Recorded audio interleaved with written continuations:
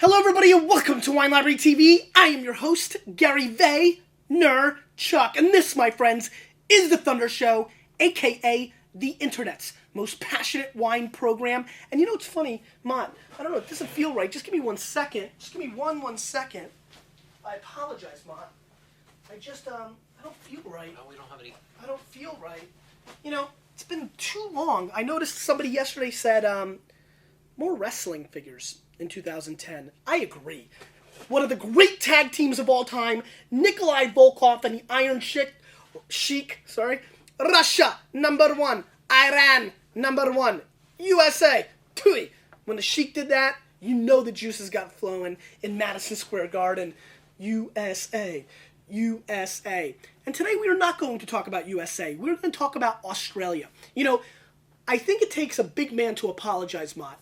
And not that I'm the biggest man of all time, but I can be a big man about things, and I feel that I have not done a good job representing my opinions of Australian wines. I mean, even think about what your take is on that, Mott. Just go within yourself now, Mott. Go within yourself. I always talk about how they're too fake, right? And they're too bombastic. And what I talk about a lot is Barossa. And so I pick on Barossa, which at some level I still feel comfortable about. I do believe that Barossa, even though it's such an iconic place to make Shiraz, tends to get a little bit over the top in the whole scene. It's kind of like LA. I love LA, but, you know, it can get a little over the top. Well, that's kind of like just picking out, you know, New Jersey. Like the Jersey Shore, people think represents all of Jersey, right? Not that I don't mind the Jersey Shore, and the new show is quite entertaining, Mott. I don't know if you've checked it out. Just caught it for the first time the other night for a few minutes. Pretty epic.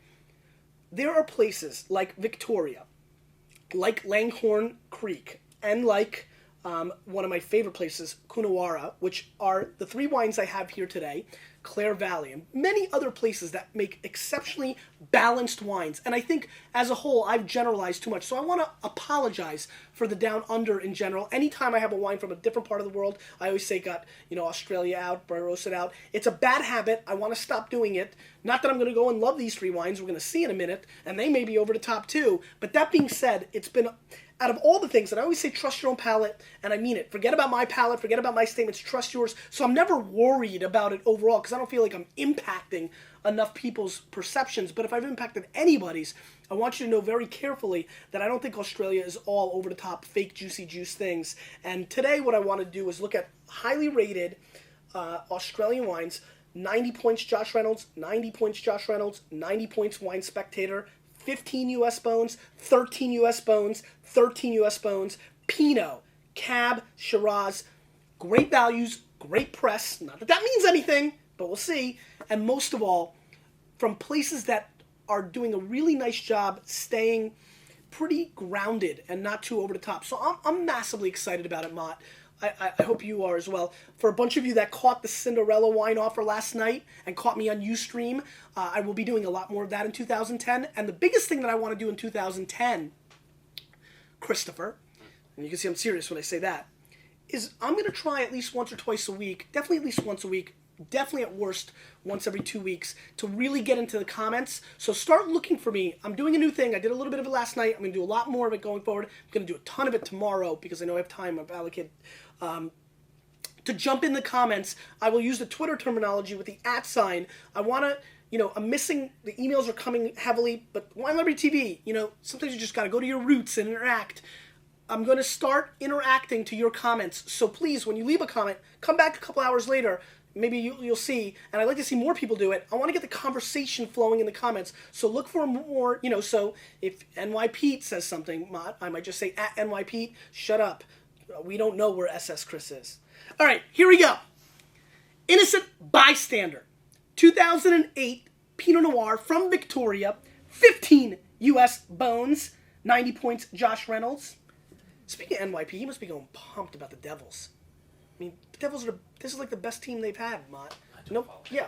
Well, that's a huge mistake on your part, Mott. That's a huge mistake. $15 US. Oh, Mott, I'm so sorry. Big win for you last night. Congratulations. We almost wrote something about the Giants. Really? Today. Can you flip that? I want to see you. It was a little cut off the other day. Oh, it's really cut off today. It will be, even with the... hit it, and like, let me just see it. Better. And scroll.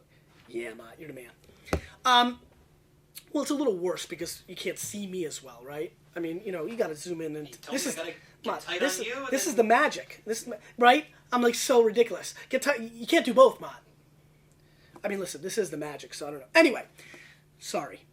Can you imagine somebody watching this for the first time? They're like, what the? Innocent Bystander. 2008 Pinot Noir from Victoria. A place that is, interestingly enough, starting to make some interesting Pinots for me. You know, I've had more and more from this part of the world. 15 bones for Pinot is a very good price in today's economy of Pinot Noir inflation. And so it has really good color. You can see your hands through the bottle, which is spectacular. Let's give it a sniffy sniff. Right off the bat, what is catching me a little bit is this is not as aromatic as I'd hoped it would be. I'm getting a little cherry fruit. I am getting a little bit of like sausage, kind of like morning sausage. And a little hint of, believe it or not, kind of like a white pepper, which is kind of unusual, but I'm getting a little bit of that as well. The cherries are coming through for sure. It's kind of closed. Aromatically, not the most explosive wine I've ever had. Let's give it a whirl.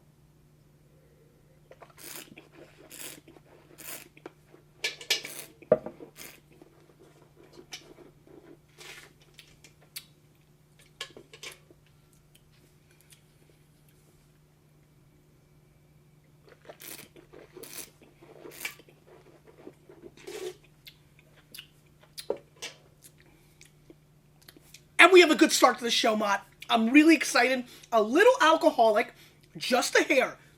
So please recognize there is a little heat on the back end, but really not much to talk about. And we all know I'm a little bit more sensitive, my palate, than most to the alcohol content. What really surprises me about this wine is how balanced it is. It's light at first. And at first I was like, uh-oh, it's going to get ugly up in here. But it really starts to come together and really has a beautiful mid-palate, kind of like Slim Jims meeting beautiful ripe black cherries. Just this gorgeous flavor of the two of them. And then great silkiness and outrageously long finish. Again, sour cherries meets strawberries. I get a little bit of like a floral component. There's a brightness on the end. It's a very fresh Pinot. It kind of reminds me of really, really good Burgundian Bourgogne Pinot entry-level stuff with a little less terroir.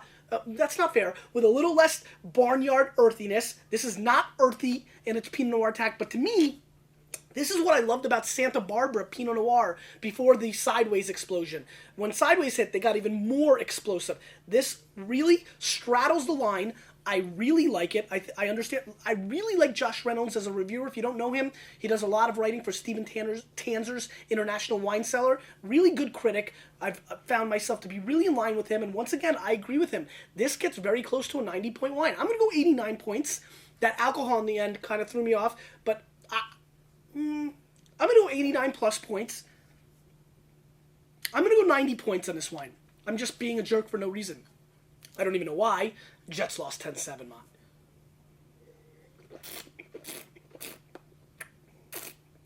This is good Pinot Noir. This is really good Pinot Noir. And at $15, quite attractive. Really nice start to the show. I'm pretty darn happy right now. You know, Mott, that was the first time in a long, long time that we hyped something up. And, we've had a couple of real clunkers, like 0 for 3, right? Delivered. Finally, off the bat, we had a deliverable. Let's see if we can keep this going. Maybe this could be an iconic all-time value show. Bleasdale, Mulberry Tree, Cabernet from Langhorne Creek, 06, 100% cab, $13 US. And this comes from Michael Potts and Paul Hutker. They are the winemakers. I've always been a fan of this producer, Bleasdale. I've thought they've always brought value. Langhorne Creek can get too big at times. I remember the first time I had Kill a Bin Bin, 98 Shiraz, big monster. I loved it from Langhorne Creek. And I'm excited about trying this. Very dark color, Cabernet. Let's give it a sniffy sniff. A little more green than I expected. Right off the bat, I get a little mint meets kind of like mint meets bell pepper. So it's kind of green on the nose, which is nice. I do get a little cassis. It's dark, and there's a little soil. I do get a little, like, topsoil flavor. So it's kind of, a little more old world than I expected. But the berries are quite dark. This mint is interesting. Very nice aromatically. It's got stuff going on. I wouldn't say I'm totally blown away by it, but it got a presence. It's not completely Shy Guy. Let's give it a whirl.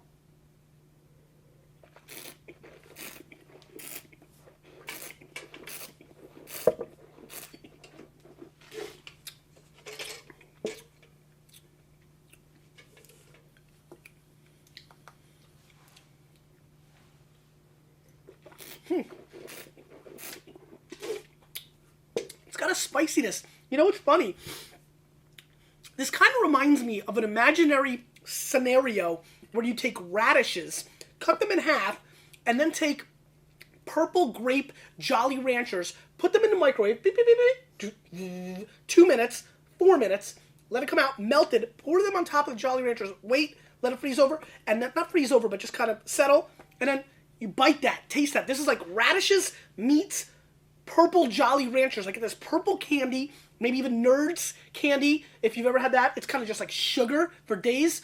I get that, but I also get this radish component, which is quite interesting. Very dark fruit, cassis coming through, blackberries. Blackberries for days. This is like classic blackberry jam on the finish. So I get that initial attack of like candy meets radishes. Then I get into this like blackberry thing, blackberry jam on the finish, with still a little hint of that spiciness, which I get from that radishy kind of thing.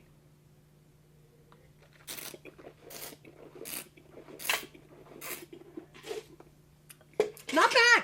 Not a bad cab. It's kind of like Cab-iz. What I mean by that is Cab-iz. It's kind of like Cab meets Shiraz a little bit for me. But it's a big wine. I'm going to score 87 points. I don't see the 90 from Josh in this. I disagree. I think it lacks any of the complexity that really needs to be a 90-point wine. I think this is basic, solid, good Cabernet. I do, however, feel that it does overshadow a lot of $13 California Cabernets that are very basic and not exciting. I'm not horribly disappointed with this wine, so that's pretty good. I just don't love it. Let's move on. And finally, Penley Highland 07 Coonawarra Shiraz, 15% alcohol, no baby, 90-point spectator, and let's see what's going on here. Coonawarra, and there is, yep, Kim Tolley. Remember that from before? Kim Tolley is the winemaker, 90-point spectator, 15%, so not a bashful baby, Mott. Gotta be careful with these big boys. Oh, Mott, definitely link up Cinderella. Tonight I got a little action for you guys as well. Gonna try to be on Ustream tonight, 50-50, but check that out. Having fun with that. Let's give it a sniffy sniff. And we're in trouble. Right off the bat, actually,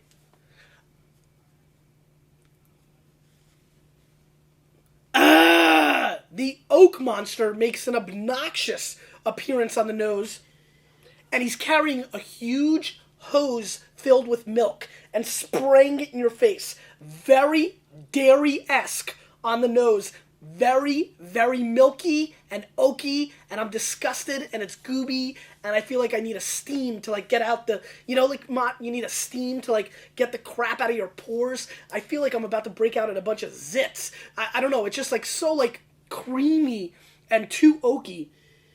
Oh, mad. I'm mad at this. This is over-oaked wine. Let's give it a whirl.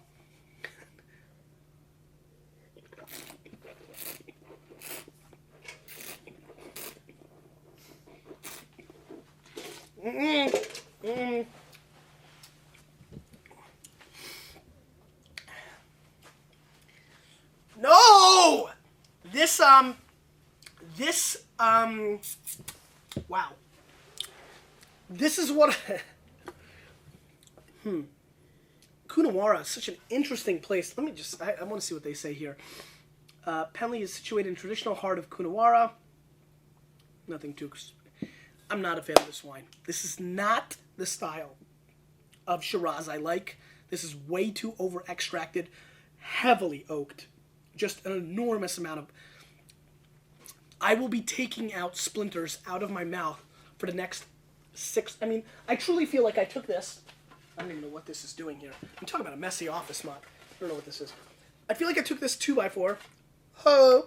And this is less oaky and less woody and less wood in my mouth than that wine. I am not happy for the wood in my mouth. It is too over the top, and this wine is completely unacceptable to me. Completely and totally fabricated, is an absolute science project in my opinion. I can't deal when I can't taste wine and I can just taste flavors of wine. Oak, blackberry. I'm not a fan of this style at all. This is not what I'm about. 68 points. I give it a major pass. Major pass. And I'm surprised that there's a palate out there that continues to like this style. 90 point Spectator, 13 bones. I totally disagree. And that's the style I make fun of, you know, at times, but wrongfully, by the way. But what a tough way to start. Really couldn't really bookend more distinct differences in two wines that we did today. I'm highly disappointed with the Penley. I mean, this is not what I like. By the way, it's your palate. There's a ton of you who love the big fruit and the big oak, and you will love this wine. If you like that style, God bless. If you're a fan of Marquis Phillips and Molly Duker, those styles are very, very big. It's extracted like that. This even has more oak, though, so be aware of that. Question of the day. What is Santa bringing you? And please leave any remarks, any questions, any debates about Australian wines in here. I will be adding you, replying to you, and I hope you come back in and add back to me, and let's get into a little conversation in there. You, a little bit of me, changing the wine world.